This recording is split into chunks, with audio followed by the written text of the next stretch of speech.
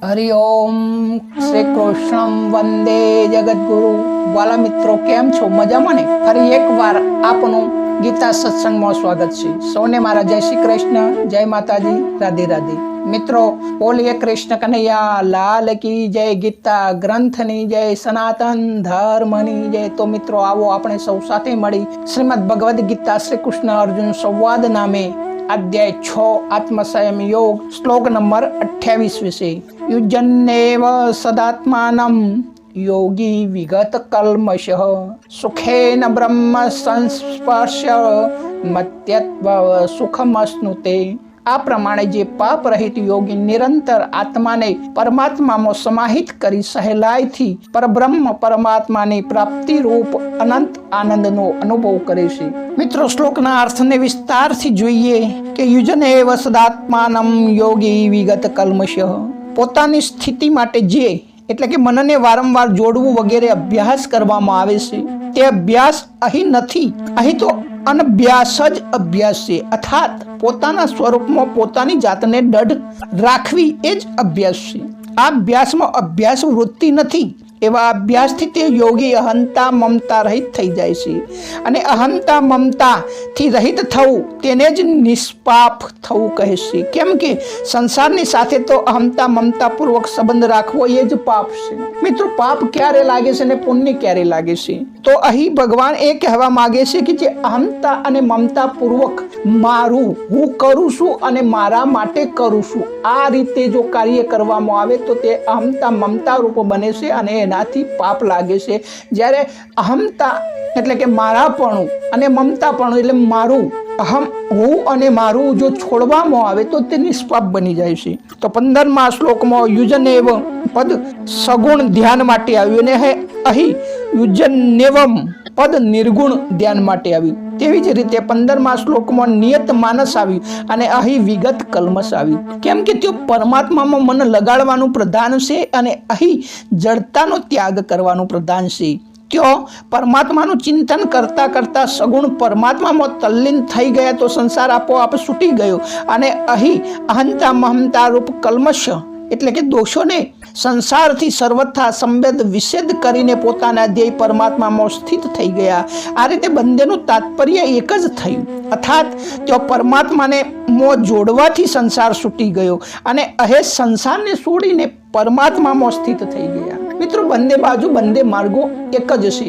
એકમાં પરમાત્મા સાથે જોડાવવું છે અને બીજામાં સંસારથી સંબંધ વિચ્છેદ કરવો છે। અર્થાત બંને વસ્તુ એક જ થઈ કે સંસારથી સંબંધ વિચ્છેદ કરો તો આપોઆપ પરમાત્મામાં જોડાઈ જાઓ અને પેલા કર્મ યોગમાં કર્મ કરતા કરતા પોતાને પરમાત્મા સાથે જોડવાનું છે, એટલે પરમાત્મા સાથે જોડવાથી આપોઆપ સંસાર વિચ્છેદ થઈ જાય છે। સુખેન બ્રહ્મ સ્પર્શ મત્યંત સુખમશ્નુતે। બ્રહ્મની સાથે જે અભિન્નતા છે, જે એકતા છે, તેમાં હુંપણાનો સંસ્કાર નથી રહેતો, સત્તા નથી રહેતી। આને જ સુખપૂર્વક બ્રહ્મનો સંસ્પર્શ કરે છે। એટલે મિત્રો જો સુધી અલગતા છે, જો સુધી કોઈ પણ વ્યક્તિ હોય, વસ્તુ હોય, પદાર્થ હોય તો એનાથી અલગતા સંભવ છે, પરંતુ પોતાના સ્વરૂપ સાથે અલગતા સંભવ નથી। કારણ કે પોતાનું નિજી સ્વરૂપ છે, નિજી વસ્તુ। બીજાની વસ્તુ હોય, અન્યની વસ્તુ હોય તો એના સાથે એની મરજી મુજબ તમે એકતા કરી શકો, એની મરજી વિના એકતા ન થાય। જેમ બે હાથે તાળી પડે, બે હાથ હોય તો તાળી પાડવાની છે અને બે હાથે જ તાળી પડે, પરંતુ જો એક જ છે તો એમાં એકતા પહેલેથી છે જ, એમાં એકતા સાધવાની નથી। હુંપણાનો સંસ્કાર રહેતો નથી, સત્તા રહેતી નથી। આને જ સુખપૂર્વક બ્રહ્મનો સંસ્પર્શ કરવો કહે છે। જે સુખમાં અનુભવ કરનારો અને અનુભવમાં આવનારો એ બંને નથી રહેતા, કારણ કે અન્ય હોય। દાખલા તરીકે દ્રષ્ટા, દ્રશ્ય અને દર્શન, આ ત્રણ વસ્તુ હોય। જો દ્રષ્ટા જ ન હોય તો દ્રશ્ય અને દર્શનની કોઈ કિંમત નથી, અને દ્રષ્ટા હોય પરંતુ દ્રશ્ય જ ના હોય તો પણ કોઈ કિંમત નથી। આવી રીતે મિત્રો અહીં અનુભવ કરનાર અને અનુભવમાં આવનાર બંને નથી, એટલે અત્યંત સુખ છે આ તેને વ્યક્ત નથી થતું. આ યોગી આ સુખને પ્રાપ્ત કરી લેશે. આ અત્યંત સુખ, અક્ષય સુખ, અધ્યાય 5 શ્લોક 21 અને આત્યંતિક સુખ અધ્યાય 6 શ્લોક 21 એ એક પરમાત્મા તત્વરૂપ આનંદનું વાચક છે. જેવી રીતે મિત્રો બોબડો માણસ હોય, એ ગોળ ખાય અને આપણે એને પૂછીએ કે ભાઈ ગોળ કેવો લાગ્યો, તો એ વ્યક્ત કરી શકવાનો નથી. ગોળ ગળા વસ્તુની તેને પરાકાષ્ઠાનો અનુભવ કરી લીધો, એને સમજી લીધું, પણ એ બીજાને કોઈ સમજાવી ના શકે. એવી જ રીતે મિત્રો આ અત્યંત સુખ, અક્ષય સુખ અને આત્યંતિક સુખ એ અનુભવવાનો વિષય છે.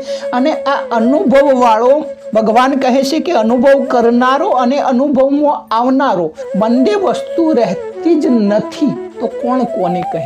એટલા માટે મિત્રો આધ્યાત્મિક માર્ગ એ સમજાવી શકાતો નથી, સમજણમાં આવે છે, આજુબાજુનું વર્ણન કરી શકાય છે, પરંતુ વસ્તુ જાતે જ અનુભવ કરવો પડે છે. એટલા માટે જ મિત્રો ગુરુના શરણોમાં ગયા પછી ગુરુ જે ઉપદેશ આપે તે પ્રમાણે શ્રવણ મનન નિધિધ્યાસન કરતા કરતા શિષ્ય જાતે અનુભવ કરી લેશે.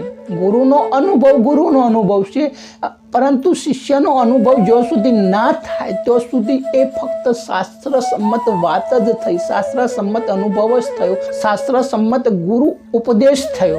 પરંતુ જ્યારે સ્વ અનુભવ થાય છે ત્યારે તેને બોધ કહેવાય છે, અને એને જ મિત્રો આત્મ સાક્ષાત્કાર કહે છે, બ્રહ્મ સાક્ષાત્કાર કહે છે.